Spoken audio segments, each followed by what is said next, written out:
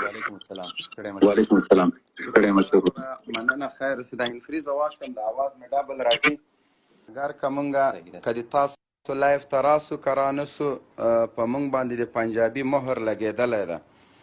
مونږه که د خپل ملک د دفاع خبره کوو، مونږ د اشغال خبره کوو، مونږ د امریکایانو د وتلو خبره کوو، مونږ په افغانستان کې د ظلم او د وحشت خلاف خبره کوو، مونږ وایو چې ناټو امریکایان دلته ظلم کوي، نو په مونږ باندې ټاپه لګېدلې د اروپایي سکشیانو تا ته د دیوالي.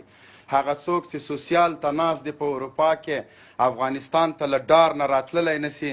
دلته د مونږ سرښندنې، د مونږ ویاړونه، د مونږ قربانۍ بل چا ته منسوبوي. هغه څوک چې د احمدشاه بابا په تاریخ باندې نن ویاړ کوي، زه هغوی ته اعلان کوم لرې نه ده چې سبا د طالبانو په قربانۍ هم د تاسو بچیانو ویاړ وکړي. د تاسو بچي په زغرده دا ووایي چې داسې یو څوک په افغانستان کې و چې 48 ملکونه یې په ګونډو کړل. داسې یو څوک په افغانستان کې و چې د افغانانو له نوامیسو نه یې دفاع وکړله. داسې یو څوک و چې په افغانستان کې قرآن کریم په ډزو ویشتل کېده او هغوی سینو نه بمونه وتړل، له دې کتاب نه یې دفاع وکړه. داسې یو څوک په افغانستان کې و چې د وا معتصما غږونه چېږېدل او دوی د هغه غږ واورېده او سینو پورې بمونه تړل، د امریکایانو په بیسونو باندې ننوتل.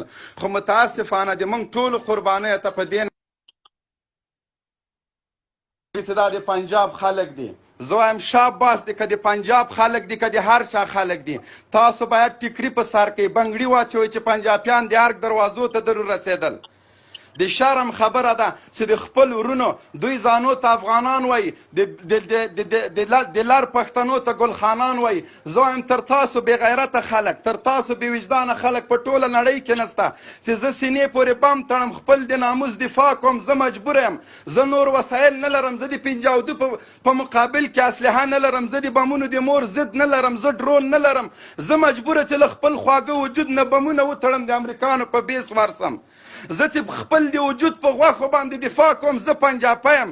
ته چې د اروپایانو سوسیالو ته ناست ته افغانه یې، ته چې هلته سپي مینځې ته نر افغان یې.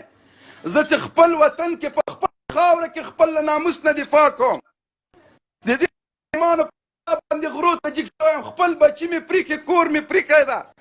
شپه او ورځ په کلي کې جای نه لرم، په کور کې جای نه لرم، په جومات کې جای نه لرم. په خپل وطن کې دغه امریکایان راغلي، مونږ یې له کوره لرې کړي یو، مونږ یې مسافر کړي یو. دوی ته د ما د کور اجازه چا ورکړې؟ د ما دروازې ماتوي امریکایان. د ما په بام باندې راخیزي، د ما انګړ ته امریکایان شین سترګې ځناور راکوزیږي. دا اجازه امریکایانو ته چا ورکړې ده؟ په کوم قانون د دنیا کې ده چې یو څوک د ما انګړ ته راسي، د ما د زنانو تر مخ د ما لاسونه شاته وتړي او زندان ته مې د بوځي؟ د دنیا په کوم قانون کې ده؟ زه دغه دیموکراتانو ته وایم، زه دغه د اروپا ټولو خلکو ته وایم، زه اقوام متحده ته وایم چې دغه ظلم چې موږ سره کېږي ولې پرې سترګې پټې شوي دي؟ پرون د طالب ته تروریست ویلې، نن له طالب سره په یو میز باندې ناست دی، د صلح او د امن ضمانتونه ترې غواړي چې ما پسې امریکا ته رانشې. تا دلته کوم ظلم ونه که؟ تا د ټولو نه غټ بم په افغانستان کې استعمال که، تا د موږ جوماتونه وران کړه، تا د موږ حافظان د قرآن په وینو ولمبول، تا مدرسې بمبار کړلې، تا ودونه بمبار کړه، تا 2 کلن او 3 کلن ماشوم ته کرنیل او جرنیل د پاکستان ویلې. همدا انصاف موږ ته اقوام متحده راکړه، همدې ته دیموکراسي وایي، همدې ته ازادي وایي. وختې چې زه د تا لایف ته راځم، د پاکستانیانو لایف ته مه ځه. زه خو چې د تاسو لایف ته راسم، د اروپا سکشویانو ما ته کنځلې کوئ، ما ته ناموس گفته بد وایه، ما ته د پنجاب غلام وایه. زه به هغه جي ته ځم چې د ما عزت وي، زه به هغه جي نه خپل غږ اوچتوم چې د ما غږ اوري، د ما اواز خلکو ته رسوي. تا مجبوره کړم چې زه د بل چا کور ته ورسم، تا مجبوره کړم چې زه پنجابي ته لاس ونیسم. ولې د ما تر څنګ نه درېږې؟ ولې دغه وحشي امریکایان چې په افغانستان کې ظلم کوي، وحشت کوي، د موږ کورونه یې وران کړل، ولې د دوی په مقابل کې نه راسره درېږې؟ ولې دې زه د ټولې نړۍ کفارو ته یوازې پرېښودلم؟ دغه دین، دغه قرآن کریم چې پرون امریکایانو په بګرام کې سوری سوری که په مرمیو باندې، دا تانا د دې دفاع په طالب باندې فرض ده که د نړۍ په ټولو مسلمانانو باندې؟ زه د عرب شیخانو ته وایم، امریکایان څومره ظلم وکړي، چې دلته تاسو جهاد فرض وګڼئ. امریکایان څومره وحشت وکړي چې د نړۍ مسلمانان له موږ سره ودرېږي.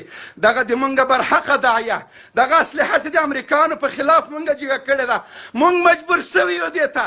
د موږ په ملک 48 ملکونو یرغال کړی، د موږ کورونه او جوماتونه یې وران کړه. زه په خپل ملک کې په خپل کور کې پرده یم.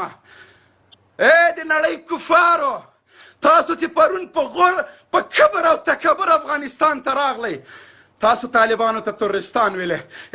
دوی به موږ ته څه ویلې؟ وایي تاسو دوه اپشنه لرئ، یا به مړه کېږئ یا به زندان ته ځئ. تسلیمي هم نه منله. دا د افغانانو قرباني وه. دا د هغه سرښندونکو مجاهدینو کارنامې وې چې امریکا دې ته مجبوره شوه چې نن طالب سره ناست ده، نن د صلحې خبرې کوي. امریکا په ملا ماته ده، ناټو دړې وړې ده.